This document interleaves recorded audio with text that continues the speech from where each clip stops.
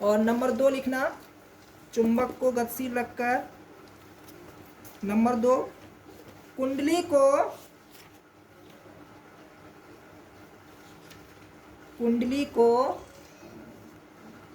चुंबकीय क्षेत्र में घुमाकर, जो जनरेटर होता है आपका, कुंडली को चुंबकीय क्षेत्र में घुमाकर। नंबर 3, चुंबकीय क्षेत्र में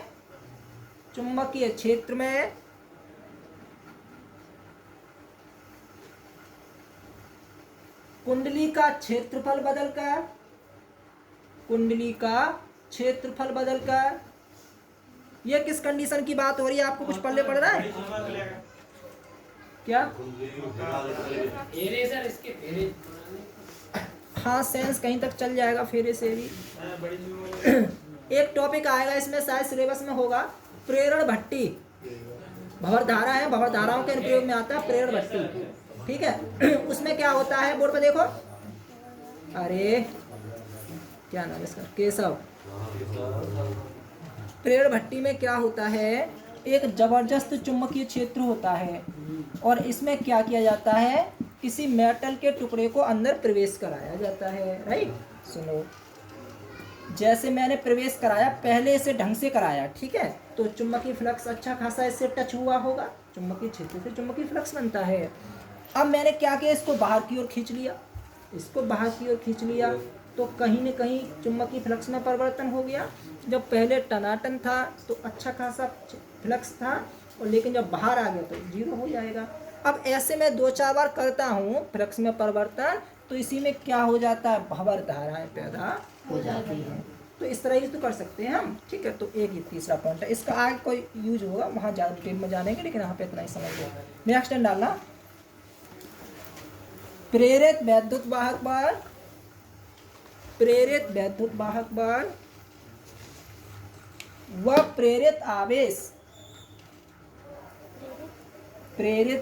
वाहक बल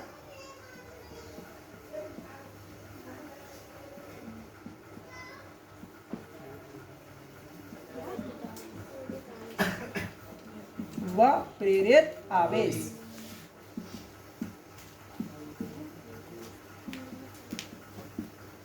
नई लाइन से लिखना,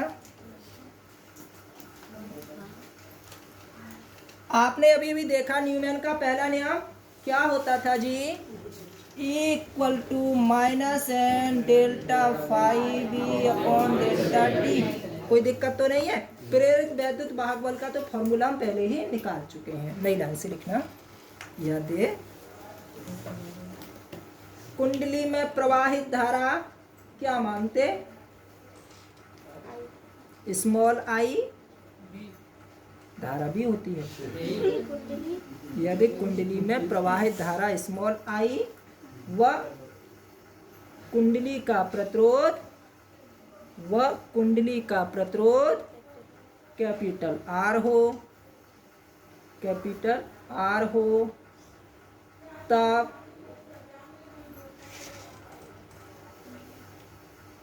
I equal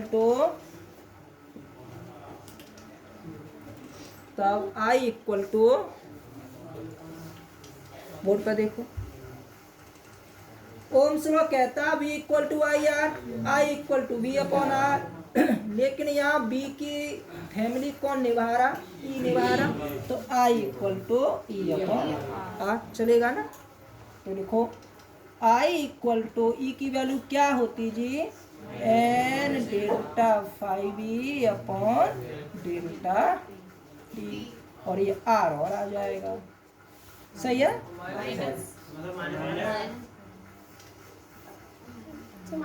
I equal to N delta five B upon R, सही है। अरे लगा दिया करो, छुट्टी माइनस नहीं लगाएंगे, बताएंगे, देखो हो गया ना। माइनस क्यों छोड़ा, धारा वगैरह तो अब तो सर क्या बता दिया, क्या बता दिया। उसमें आपने डेफिनेशन में क्या लिखा था न्यूमैन के नियम में? शायद मैंने तुम्हें नोट में लिखाया नहीं है, ना लिखाया तो कॉपी के ऊपर लिख लेना। देखो इसी फॉर्मूले में लिख लेना, E equal to minus N delta five B upon delta T में माइनस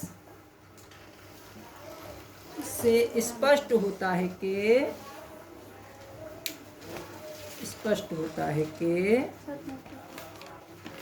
कहीं लिख लो कॉपी के ऊपर है प्रथम नियम में कि प्रेरित वैद्युत वाहक पर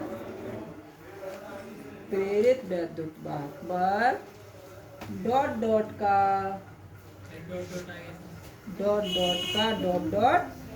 करता है। प्रेरित वैद्युत वाहक पर माइनस चिन्ह दिखाता है, माइनस चिन्ह स्पष्ट करता है कि प्रेरित वैद्युत वाहक पर डॉट डॉट का विरोध करता है। अब तो समझ जाओ, फ्लक्स परिवर्तन का विरोध करता है। वैद्युत वाहक बल फ्लक्स परिवर्तन का विरोध करता है।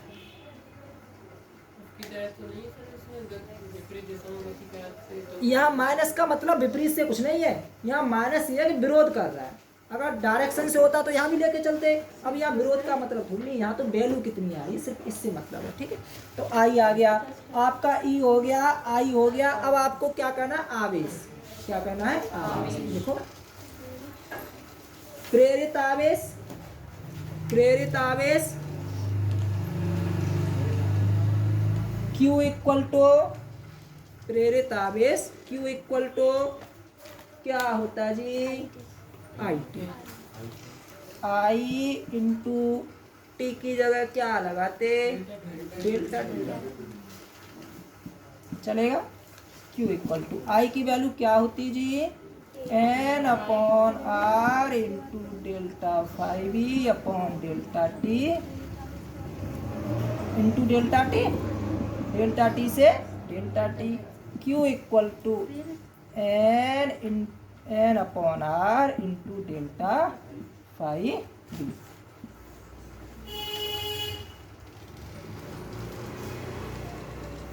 देखना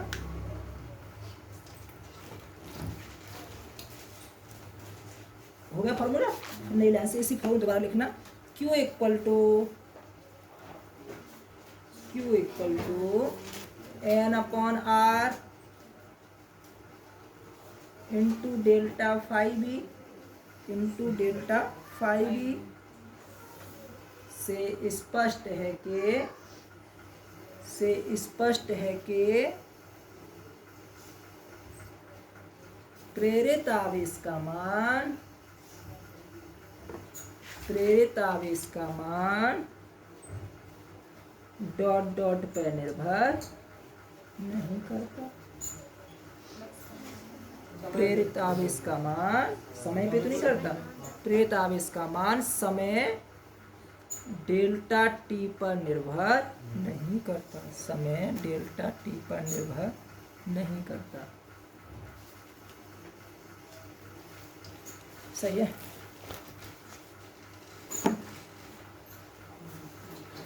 चलो नेक्स्ट डालना।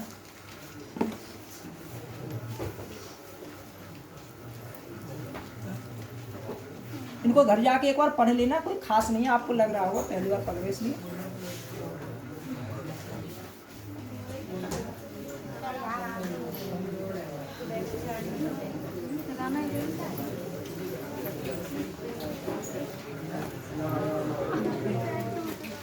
फ्लेमिंग के हाँ फ्लेमिंग फिर आ रही हैं। फ्लेमिंग के पहले कौन सा हाथ चला था? पहले बायां चला था, दायां चला था। नियम था बायां हाथ का नियम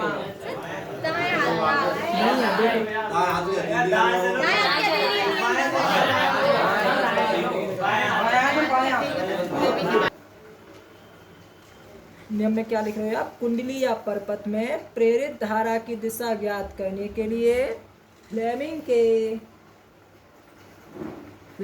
के दाएं हाथ दाएं हाथ के नियम का प्रयोग किया जाता है। दाएं हाथ के नियम का प्रयोग किया जाता है। ठीक है जी। नई लाइन से, इस नियम के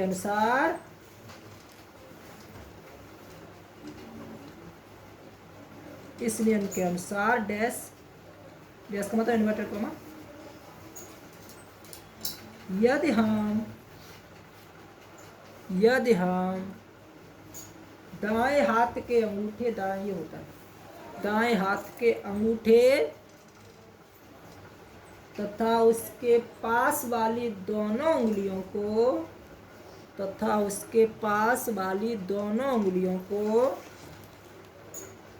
कुछ इस प्रकार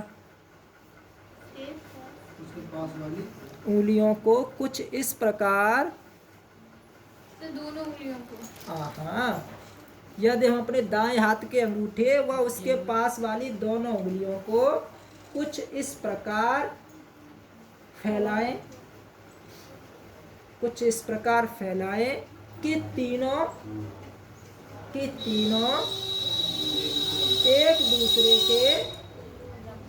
एक दूसरे के लंबवत रहें। सही है, तीनों एक दूसरे के लंबवत रहें। व अंगूठा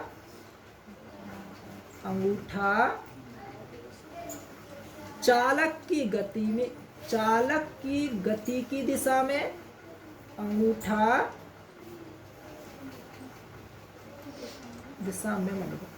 चालक की गति की दिशा को, कॉमा, अंगूठे के पास वाली उंगली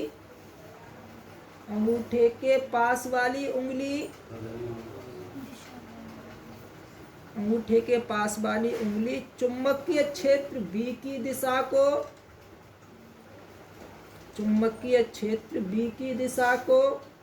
व्यक्त करे। चुंबकीय क्षेत्र B की दिशा को व्यक्त करे तो बीच वाली उंगली, यानी मध्यमा बोलते हैं इसे, तो बीच वाली उंगली डॉट की दिशा को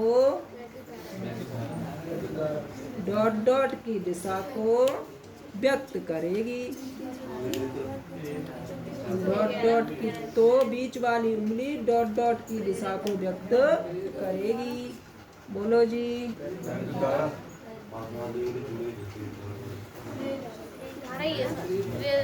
प्रेरित धारा, अंतर है धारा प्रेरित धारा।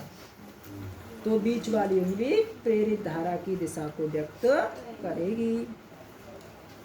ओके, चलो इसका कुछ उपयोग होगा। पहले इसका एक डेरिवेशन होता था, वो इस बार सिलेबस में नहीं है, इसे तो नहीं करा रहे। रिएक्शन डालना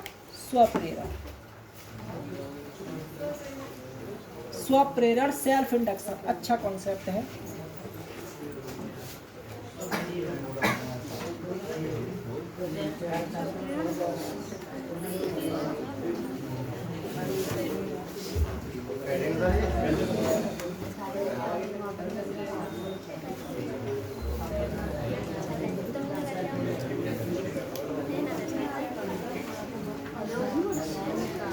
क्या हुआ बेटा मानसी?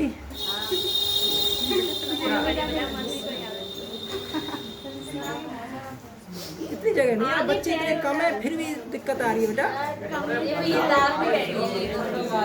भुवनेश थोड़ा पीछे खिसक जाओ ना। आज आधे बच्चे आए तब भी तुम्हें दिक्कत आ रही है। अपनी अपनी बैठने की पड़ती है, कौन बिछाता है बस।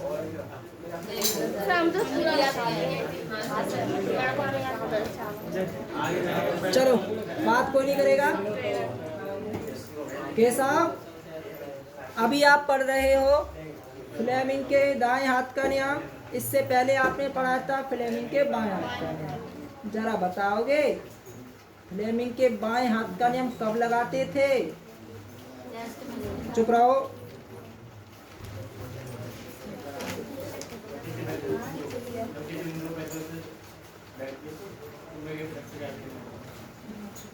चुंबकीय फ्लक्स ज्ञात करने के लिए कोई नियम लगाया जाता है?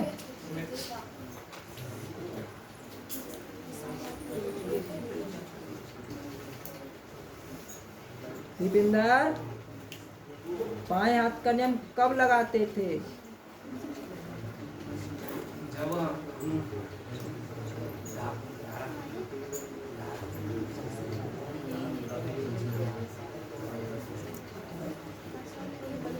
आकाश,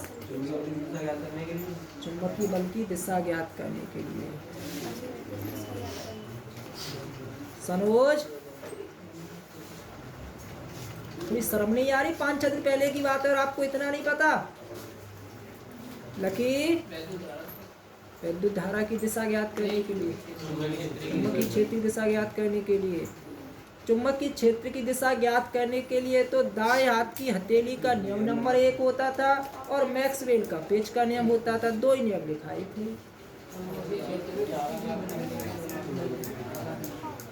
गर्ल्स में कोई बताना चाहेगा? खुशी, विधि,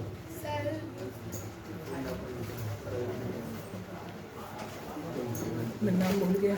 अंशिका, बताओ। नहीं, कब उपयोग में लाया जाता था? ये तो मुझे पता है, आपने छाप लिया होगा। कब उपयोग में लाते थे? कल्पना, धारावाही चालक पर आरोपित। हाँ, सिंपल सी बात है। धारावाही चालक पर आरोपित बल की दिशा ज्ञात करने के लिए किसका उपयोग किया जाता था? फ्लेमिंग के बाएं हाथ का नियम का उपयोग किया जाता था। सबसे पहले आपको नियम कराया था चुंबकीय क्षेत्र की दिशा ज्ञात करने के लिए। उसके संबंध में आपको 2 नियम कराए थे। एक तो दाएं हाथ की हथेली का नियम नंबर 1 और एक कराया था मैक्सवेल का पेच का नियम। ठीक है। इसके बाद धारावाही चालक आया। शायद आपको ध्यान हो, कुछ दिन पहले डेरिवेशन कराया मैंने। चुंबकीय क्षेत्र था, एक धारावाही चालक रखा हुआ था, तो उसका जो फॉर्मूला बना था F=QBB बना था और बाद में आया था F=IBL sin थीटा। ध्यान आ रहा होगा आपको? तो उस बल की दिशा ज्ञात करने के लिए 2 नियम फिर लिखाए थे। एक तो फ्लेमिंग के बाएं हाथ का नियम और एक दाएं हाथ की हथेली का नियम नंबर 2। सही है जी?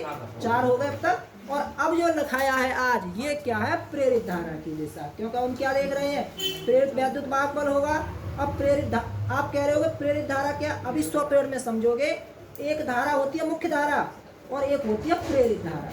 प्रेरित धारा का मतलब धारा से नहीं है। प्रेरित धारा मुख्य धारा का विरोध करती है। विरोध करेगी तो डायरेक्शन तो अपोजिट हो ही जाएगी, कुछ कुछ अलग ही होगी, भिन्न होगी। तो प्रेरित धारा की दिशा ज्ञात करने के लिए हम क्या करते हैं? फ्लेमिंग के दाएं हाथ के नियम का प्रयोग किया जाता है। चलो, अब हमारी हेडिंग चल रही है स्वप्रेरण, सेल्फ इंडक्शन। जरा बोर्ड पे देखो। आजकल एक वर्ड बहुत चर्चा में है, सेल्फ मोटिवेशन। सुना होगा आपने? क्या होता है सेल्फ मोटिवेशन? कल हमने मोटिवेशन की बात की थी, प्रेरणा की। APJ अब्दुल कलाम से प्रेरित होते हैं तो सेल्फ मोटिवेशन तो नहीं है। सेल्फ होता अपने आप से प्रेरित। आपने देखा हो बहुत कुछ बच्चे होते हैं कि जैसे कहीं भी कोई उदास हो जाता है, या वो क्या बोलते हैं उसको, आजकल बच्चे बहुत कहते हैं सैड नहीं, डिप्रेशन, कुछ और बोलते हैं उसे, वो डिमोटिवेट, जिसकी शुद्ध हिंदी होती है हतोत्साहित। डिमोटिवेट जैसे कोई लड़का है, मान ली कहीं तैयारी कर रहा है, 1 साल धुआं लिया तो तैयारी की लेकिन नहीं हो पाया तो बच्चा टूट जाता है एकदम, कह रहे यार, तो उसे बोलते हैं डिमोटिवेट होना। ठीक है, तो फिर उससे क्यों डिमोटिवेट, क्या सीधा सा वर्ड है। और तुम कहीं तैयारी करने गए, तुमने देखा पुनीत का नंबर, अरे सुनो, तुमने देखा पुनीत का नंबर आ गया तो तुम्हें मोटिवेट हुए, अरे पुनीत कर सकता है तो मैं क्यों नहीं। अब 1 साल तो तुमने खूब मेहनत की लेकिन नहीं हुआ, तो अब तो मोटिवेट तो गया, अब मोटिवेट हटा नहीं है तो डिमोटिवेट आ गया। बहुत से बच्चे होते हैं 1 साल इंटर करने के बाद 1 साल बच्चा तो जरूर जाता है, घर वाले कह देते हैं बेटा जो आगरा तैयारी कर ले चाहे दिल्ली, लेकिन 1-2 साल तो घर वाले सपोर्ट करते हैं, इसके बाद सपोर्ट नहीं। 1-2 साल में हो जाए तो ठीक है, फिर बच्चा घर पे आके थोड़ा वो डिमोटिवेट, उदास सा रहेगा, किसी से बात नहीं करेगा, वो फिर डिमोटिवेट हो जाता है, उसको कहते हैं डिमोटिवेट। ठीक है, नहीं जाता है। तो उस कंडीशन में जो अच्छे जानकार होते हैं उसके मित्र या टीचर्स वगैरह वो क्या कहेंगे, बेटा दूसरों से इंप्रेशन मत लो, दूसरों से मोटिवेट मत हो, सेल्फ मोटिवेट रहा करो, सेल्फ अपने आप में मोटिवेट रहा करो। ठीक है, चलो अब इसी से प्रेयर सेल्फ इंडक्शन। अब प्रेरण तो हम समझ चुके हैं क्या होता है, लेकिन अब हम जानेंगे स्वप्रेरण क्या होता है। बोर्ड पे देखना, बहुत अच्छा पॉइंट है। ये कुंडली है, पता है मुझे। हमने क्या किया, रेजिस्टेंस लगाओगे यहाँ पे, एक तो बैटरी लगा दो और एक यहाँ पे क्या लगा दो, कुंजी लगा दो, रेजिस्टेंस से फर्क नहीं पड़ता है। अब सुनो, बैटरी का मतलब करंट फ्लो होने से, आप चाहो तो कोई इलेक्ट्रिक सोर्स भी लगा सकते हो, उससे कोई ज़रूरी नहीं है। मैंने क्या किया, इसमें करंट फ्लो होगा, बैटरी लगी होगी तो करंट की डायरेक्शन कुछ ऐसी है। अब जरा सुनो, धारा नियंत्रण लगा दें इसमें, जगह तो देखने ही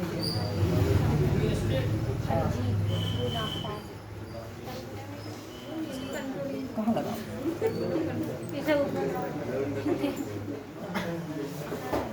यहाँ लगा देना धारा नियंत्रक, इसे बोलते हैं आरएच, रीस्टोर बताया ऐसे। हाँ, मतलब प्रतिरोधी एक तरह का होता है, और धारा को कंट्रोल करने वाला, कमती बढ़ती करने वाला। अब जरा बोर्ड पर देखना, समझना मतलब क्या, मतलब कहाँ से कॉन्सेप्ट उठता है ये।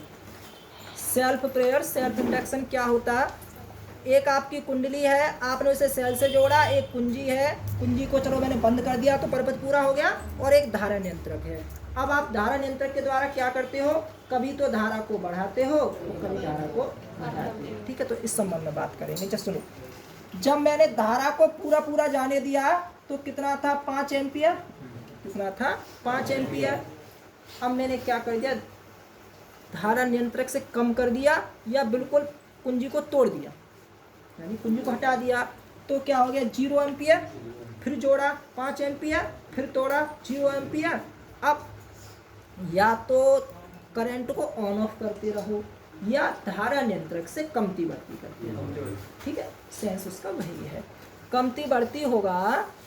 जब धारा इसमें टनाटन थी तो इसके चारों ओर चुंबकीय क्षेत्र भी तो टनाटन था, जब धारा टूटी तो चुंबकीय क्षेत्र भी तो टूटा।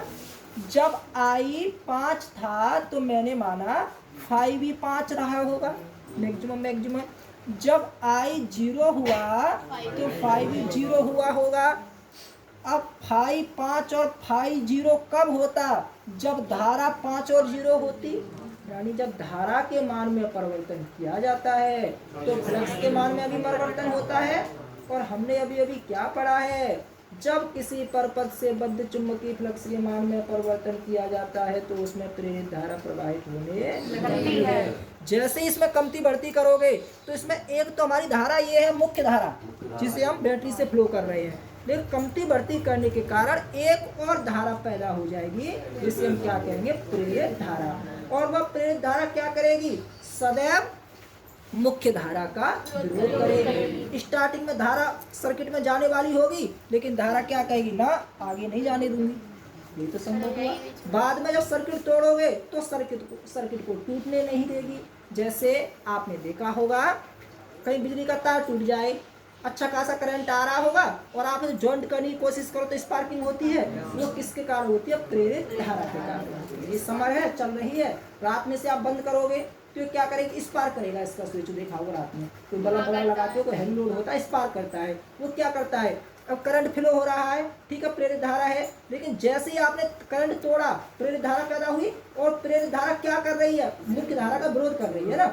आप तो करंट को 0 करना चाहते हो, लेकिन प्रेरित धारा कह रही नहीं 0, तो क्या होता है, विरोध करती है। इसी कारण वो जो ऊर्जा प्रेरित धारा उत्पन्न होती है, उसकी जो ऊर्जा होती है वो स्पार्क के रूप में दिखाई देती है। ठीक, चलो देखो जल्दी से, इसमें छोटा सा, ज़्यादा बड़ा नहीं है, चित्त बना लो जल्दी से और आगे चलते हैं। 10 मिनट शांति से बैठना। हाँ हाँ अंकल जी आगे थोड़ा और करा था मैंने। देखो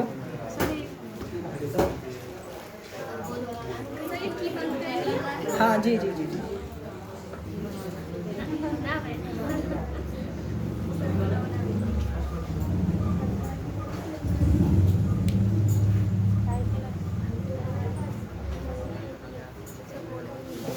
जब किसी कुंडली में इसे बंद कर दे तो। हाँ अच्छा तुम्हारी वो दोनों थ्योरी में आ जाएगा ना। जब किसी कुंडली में वैद्युत धारा प्रवाहित की जाती है तो उसके चारों ओर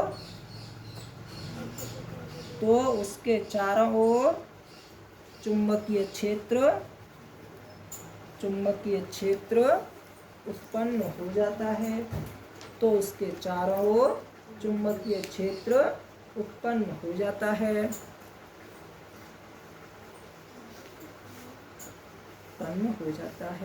यदि चुंबकीय क्षेत्र उत्पन्न हो जाता है यदि कुंडली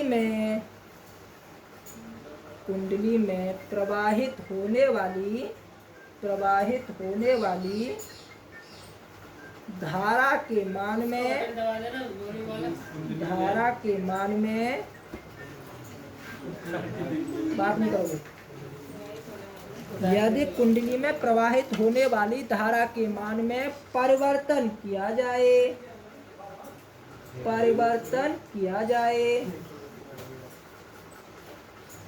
तो कुंडली से बद्ध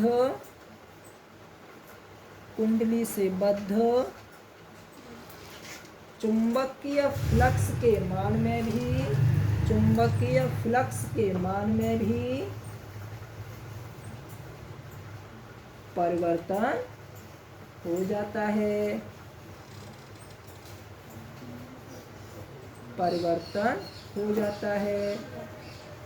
जिसके कारण कुंडली में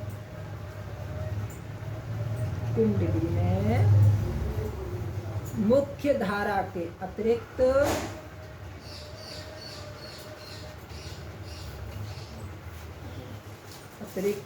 एक प्रेरित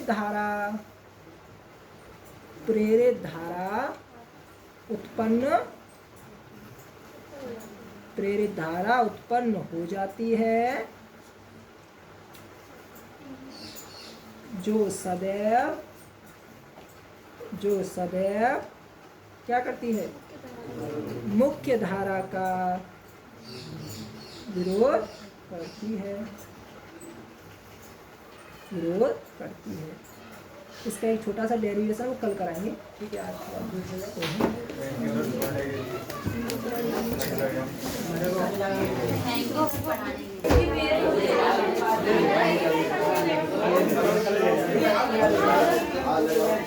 बात करोगे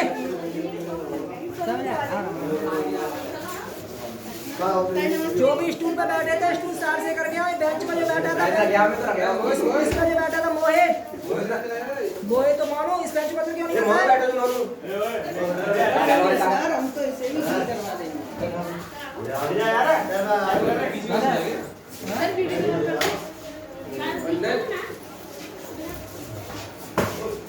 सुने वे चौराहे पर छोड़ा आना जरा यार। हाँ तो टिफिन तो ले आओ, पहले टिफिन ले आओ, फिर वे चौराहे पर छोड़ा आना। बाइक पे क्यों बाइक लेके आए हैं? ताला अंकल जी आया, चाबी ले जाएंगे, चाबी में ले जाओ। मैं दे दूं जी, तुम्हारा कोई भरोसा नहीं। अरे कहां से मारे गाड़ी करा भरी करा जल्दी से। कहां से मारे टिफिन देर से अरे ऐसे समझ रहा है क्या? मेरी चाबी हो जाए हम ले आएंगे। जल्दी हरिओ अंदर ही बाहर खड़े जा रहे हैं तुम। हां अरे बस बता दो बाइक रे आना बाइक से जाओगे तो कौन सी? हाँ 10 की मौसी।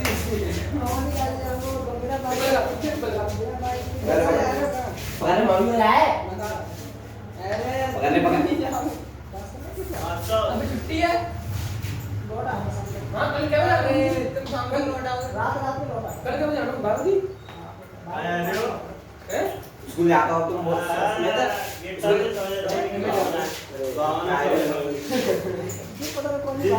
जो कह रहा रात रात को जा रहे जब काम होते लोग वीडियो कर लेंगे कार बोला वो कर दे इसे साइड से करो साइड से